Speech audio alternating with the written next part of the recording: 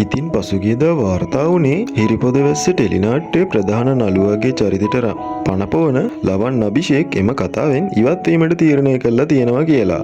කොහොම වුණත් වාර්තා වන විදිහට ඔහුට තිබෙන කාර්යබහුල තත්ත්වයේ හේතුවෙන් ඔහු සංගීතය සහ හිරිපොද වැස්ස ටෙලිනාට්‍ය දෙකින් එකක් තෝරා ගනිමින් සංගීතයේ කතාවට මුල් තැනක් දෙමින් හිරිපොද වැස්ස ටෙලිනාට්‍යයෙන් ඉවත් වී ඇති බව තොරතුරු වාර්තා වුණා. කෙසේ වෙතත් මෙම ඉවත් වීමෙන් අනතුරුව ප්‍රේක්ෂකයින් නම් ඉතා හොඳ ප්‍රතිචාරයක් දැක්වුවේ නැහැ.